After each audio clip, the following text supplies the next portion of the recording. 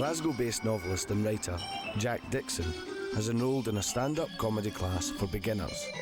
The course ends with a professional comedy showcase where Jack wants to find out if he really can make people laugh. I'm not the sort of person that does this sort of thing on a regular basis. In fact, I've never done anything like this before. I want to do stand-up because it's scary. It's really scary. And I think everyone should do scary things. I think with fears, fears of anything at all, you've got to face them. And the more you don't face them, the more of a fear it becomes. The sort of person that wants to be a writer or is a writer has got the type of personality that just avoids, sort of standing up and saying, I'm me. There's no reason why I can't do this. There's people on the circuit mentioning no names that are 100 times worse than I'll ever be, and they're getting paid for it. It's one of these things, I want to go to my grave regretting the things that I have done, not the things that I've not. I don't want to be lying there with my last breath saying, I wish I'd done that fucking stand-up course, I wish I knew what that felt like. One day to go till the stand-up course starts. I'm starting to get a bit nervous, just a wee bit. It's weird because I've not really told many people I'm doing this, but the reason I've not told many people is because of the response I've been getting.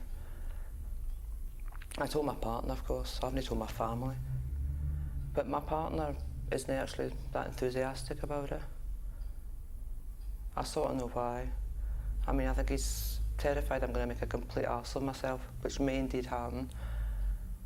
And partly, he just doesn't want me to embarrass him. Which is fair enough, I suppose. A wee bit of support would have been nice, though.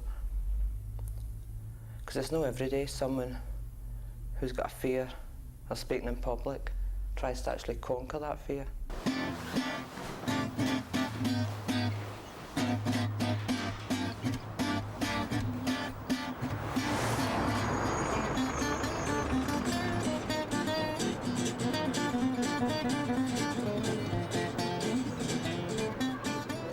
It's the day of the first class.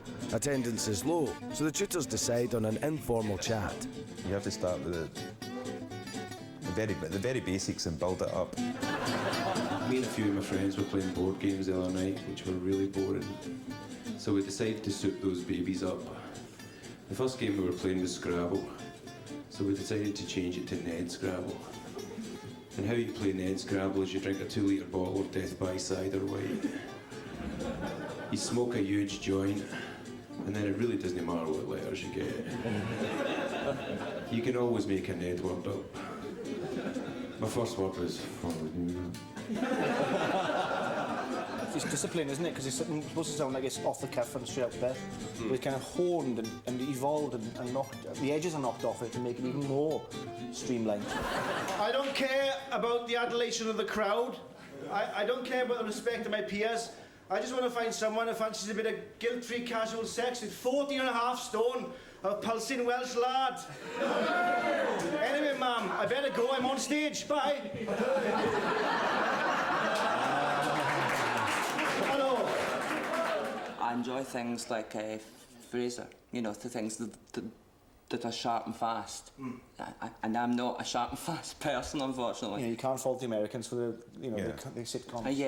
It's really good. They're really sharp, I know. But then you're a writer, so that's obviously a strong forte of you, is just to write. I don't write very much. I kind of like. I've got a notebook which has got like headings which might have PlayStation 2 on it. But I know what it means. You know what I mean? Yeah.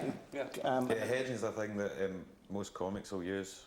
Just a reminder before they go on stage or anything that they'll have like a set list. Yeah. It'll just be like, means of things like just says Ned Scrabble, blah blah blah. Just one word. I've been training to be a vet now for 3 years.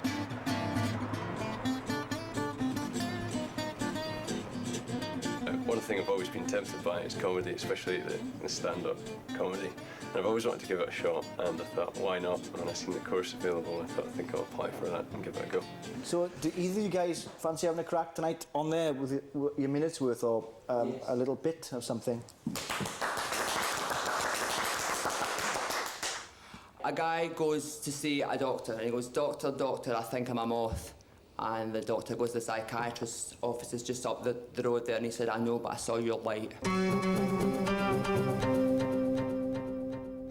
It was sort of interesting. It wasn't as bad as I thought it was going to be. One thing that did strike me, I don't know whether I'm just being paranoid or not, but although Nigel and John were really nice and really supportive, there was something in their eyes that says, I mean, he just can't do this. Maybe I'm just not going to be up to it at all. Or maybe that's just another two to prove wrong. I can add them to the growing list of people who think I'm going to bottle it before the big night. One of the biggest obstacles for me, I suppose, in doing this is the fact I've got a stammer. I mean, sometimes it's worse than others, and for me, it's no big deal. At least that's what I tell myself. But it is a consideration for a stand-up comedian. I've always had a stammer, I suppose, as long as I can remember. I've had patches where it virtually disappears completely. And there's always been occasions where I don't stammer. I don't stammer when I'm having sex. I don't stammer when I'm fighting. And now, as we're discovering, I don't stammer when I'm in front of a camera. As the classes progress, each of the comedy students have been asked to prepare a 5-minute set for their gig.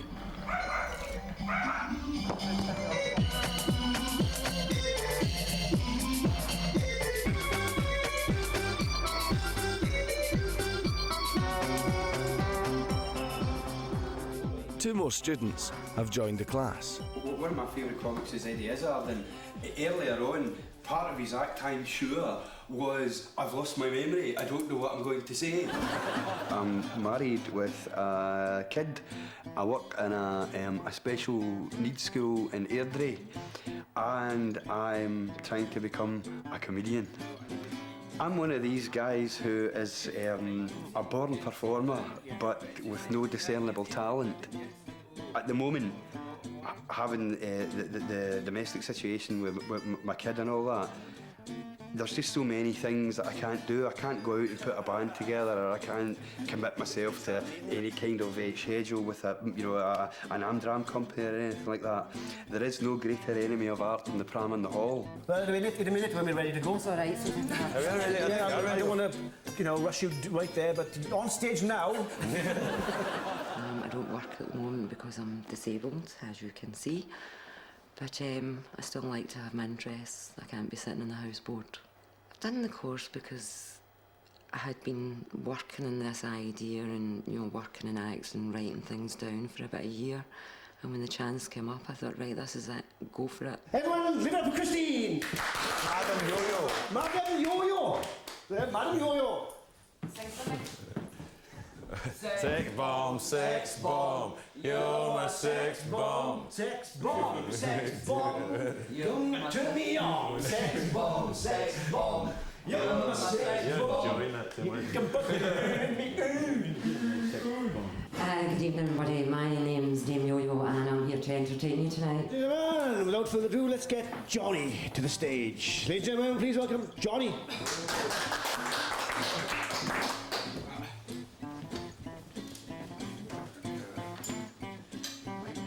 One, two, one, two, one, two.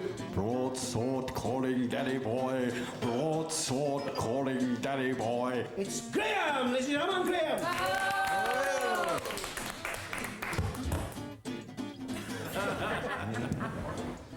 Can you hear me? What? Hey, you can now, hopefully. Okay, no, right, my name's Graham Dodds, in fact.